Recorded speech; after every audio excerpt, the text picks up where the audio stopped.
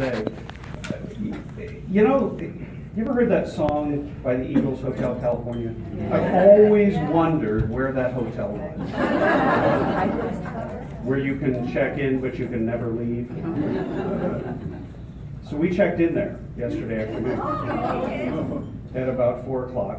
Where is it? We thought we'd get up here a little early, you know, have a little fun. We had a gorgeous pool, and we thought it'd be nice to relax. And then we had a dinner appointment in the city. I didn't know the city was an hour and a half away.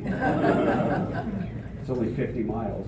Anyway, but it was so metaphorically perfect because when we went to check in, the guy was rude, and then he said, you booked your hotel online and through Expedia or something, and he was very dismissive of that, even though obviously he works with them to get his rooms booked.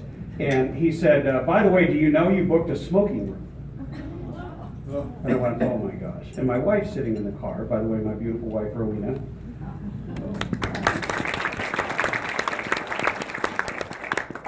And now I'm caught in a quandary. What do I do? So I said, well, you know, do you have any other rooms? I mean, I'm sorry about that. I didn't see it on the fine print there, but I would really like to have a room where we can breathe. And anyway, he said, no, what you're going to get to do is you get to pay for it. And you can either use the room or I can resell it, and then maybe I won't charge you for it. And I went, wow. I said, and I'm sitting there thinking, when I go out to the car, I'm dead. Because I booked this, okay? I'm the one who did the arrangement. So I said, would it be possible for us to see the room first? And he said, okay, and he gives me a car key. And I'm looking at my wife, I go, did you give me back my credit card and my ID? He said, no, I'm gonna hold that until you come back. So we went up and checked out the room. On the way there, we passed a hooker and somebody dealing drugs. I wish I was making this up. And we get to the room, and it's horrific. The bed cover was from like 1970, and they've never changed it. And the room smelled like, it was so bad you could smell it as soon as you walked up onto the balcony. The smoke, you know. And so we just said, there's no way on the planet, I'd rather sleep in the car. But we're left because of the choice. So I went back and said, you gotta be kidding me. I mean, you're good. And I said, I'm bringing in reinforcements. So I brought my wife in. And he wasn't having any of it.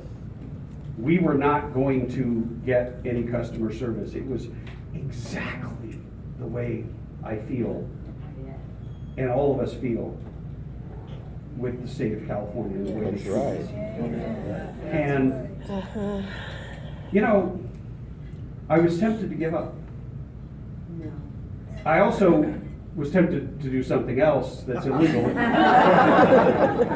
not even going to say what it is. I know I'm on camera. But instead, we persevered. My highly intelligent wife said, I'm going to call hotels.com. I just couldn't do that. I was too upset. And I was trying to find out if I really picked that room. Anyway, she called them. They were horrified because they kept her on the line. They called him. They were rude to him. And he was rude to them. And so in the end, we wound up leaving and looking for another hotel. And it was amazing because some of the ones that looked really good in the pictures we drove by and were like, holy moly. I mean, high likelihood of a drive-by shooting happening or something.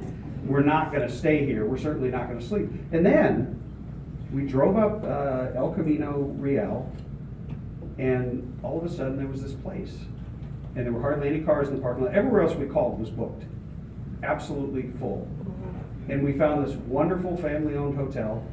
They treated us like gold. The place was clean. It had coffee in the room. It had a refrigerator. It had everything you could possibly want and more. And they treated us like we really mattered. And it was funny because I woke up at about 5 this morning thinking about that and how, and the bed was amazingly comfortable. Whereas the other place was a war zone. The other place, they didn't do any of the stuff they're supposed to do. And that's pretty much exactly how we feel about California. They don't even pave the roads anymore. You know, we hit about a 10-mile stretch of road. I think it was in Madera County or Fresno County along the 5, where the roads are almost as good as they are in South Carolina. And yet in South Carolina, the taxes are lower, the businesses are booming, and the cost of living is lower, and the government actually serves the people. Whereas in California, we feel like we're behind enemy lines. Yeah. And for good reason.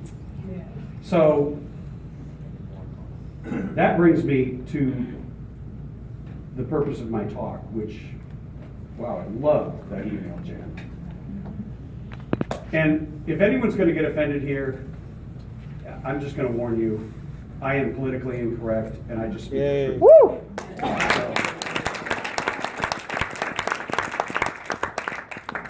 Because I think only the truth can set us free. And so, I'm really used to giving barn-burning speeches and not talking about myself, but I wrote a book. And that book was published because my wife pushed me to actually finish it and do so before Christmas. So on December 18th, I pushed the button, and I knew there were still some typos. I knew it wasn't perfect, but I also knew I better get it done. And then I sent an email out to about 80,000 people on my list. Some of you may be on my list. And lo and behold, I get a call from a reporter who used to be at the LA Times, now at the Sacramento Bee. And I'm thinking, how did a reporter get on my list? And he called up, wanted a copy of the book, so I sent it to him. He calls me back 2 hours later. I mean, the guy must have sped read it. And he says, Tim, I'm really concerned about you. I want to talk to you as a friend. And I went, oh my word. When a reporter wants to talk to you as a friend and they're concerned for you, be nervous. And he says, Assemblyman, I said, no, just call me Tim. What's going on? He says, I don't know if you realize in this book how open you are. I mean, you may have jeopardized your political future. And I said, why, Chris? I didn't know you cared. And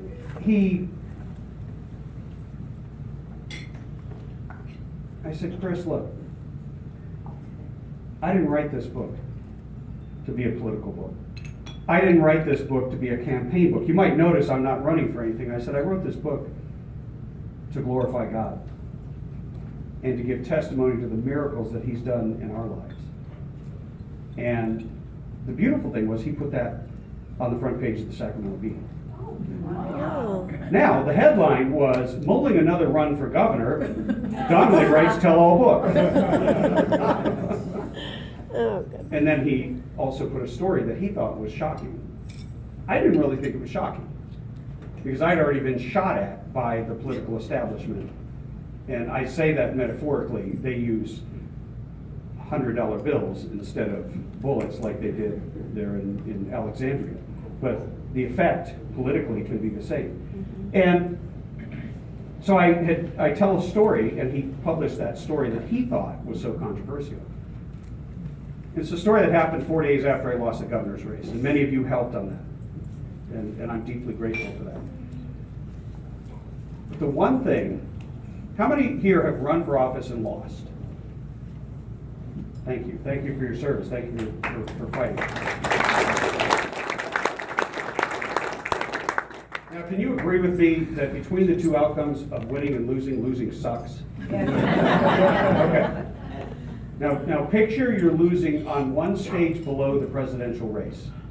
Because the governorship of California, that race is covered almost internationally. When we held our election night party, there were 9 news vans outside the satellites, waiting